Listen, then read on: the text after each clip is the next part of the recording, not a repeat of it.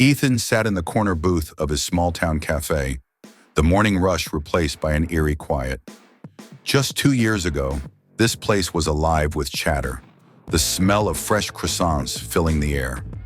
Now the bell above the door rarely rang, and the cash register collected more dust than coins.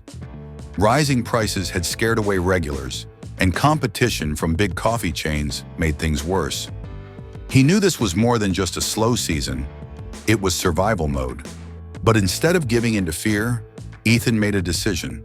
He was going to adapt, pivot, and build a business that could survive anything, even a global recession. That night, Ethan sat at his kitchen table with a cup of strong black coffee. He opened his notebook and wrote a single line: multiple income streams equals survival. It was the first time he saw his cafe not as his only identity, but as one branch of a bigger tree. The economy was unpredictable, but he could control how many roots his income had. He remembered reading about entrepreneurs who thrived during past recessions, and it hit him. This was his chance to join them. The first step was obvious: take his business online. Ethan had avoided tech for years, thinking it was too complicated. But now he watched YouTube tutorials on setting up an online ordering system, hired a freelancer to build his website, and joined food delivery apps. Within a month, his cafe started receiving orders from neighborhoods miles away, places his physical location could never reach. Even during quiet afternoons, his phone pinged with online sales. Ethan didn't stop at coffee to go. He packaged his cafe's signature coffee blends, printed beautiful labels, and launched an online shop. He offered gift bundles, subscription boxes, and even holiday special flavors. What amazed him most was that half his orders came from people who had never stepped inside his cafe. Social media was doing the heavy lifting. Every time an order shipped, it wasn't just revenue, it was brand expansion. One night, Ethan had an idea. What if he could teach others how to make coffee like a pro? He bought a good webcam, set up a corner of the cafe with perfect lighting, and started coffee brewing masterclasses over Zoom. His first student was from another country. By week 4, he had students in 5 different time zones. The classes weren't just an extra income source.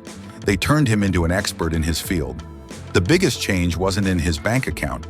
It was in his mind. For years, Ethan thought of himself as just a cafe owner. Now he saw himself as a brand. That shift unlocked new ideas: collaborations with local artists, influencer partnerships, and limited edition product drops. He even launched a loyalty program that rewarded both online and offline customers, creating a loop of repeat sales. On his new blog, Ethan began reviewing coffee machines, grinders, and brewing tools.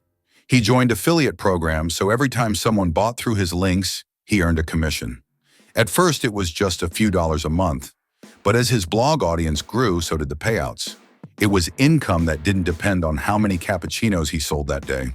Behind the cafe was a dusty storage room that had sat unused for years.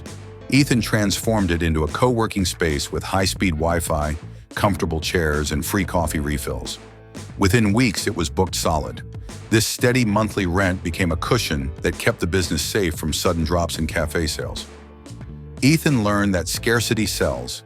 He created limited edition drinks and gift boxes tied to holidays and seasons: pumpkin spice in fall, peppermint mocha in winter, tropical blends in summer. Customers rushed to buy before they sold out. These seasonal launches became mini cash surges throughout the year. By mid-2025, Ethan's cafe was making more than it had before the recession. But here's the secret. It wasn't because the cafe suddenly became busier. His true strength now came from 7 different income streams that worked together like gears in a well-oiled machine. There was the physical cafe, his online store, subscription coffee boxes, virtual classes, affiliate sales, seasonal promotions, and the co-working space rental. Even if one stream slowed down, the others kept producing cash flow, ensuring stability in every season. The most surprising part?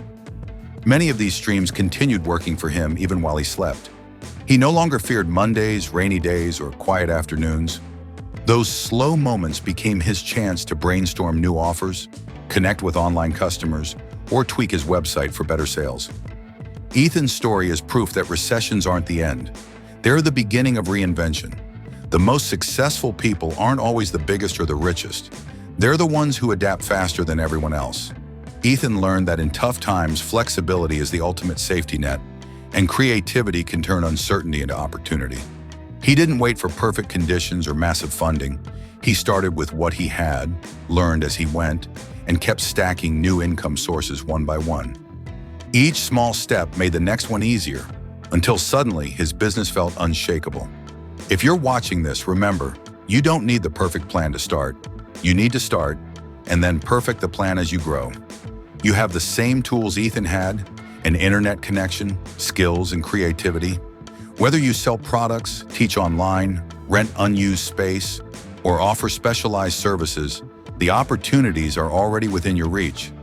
The question is not whether they exist, it's whether you'll take action before circumstances force you to. Imagine a year from now, looking back and realizing you built something that runs almost on autopilot, bringing you security, freedom, and peace of mind. The first step is always the hardest, but it's also the most important. So take it now, because the best time to build your safety net is before you need it.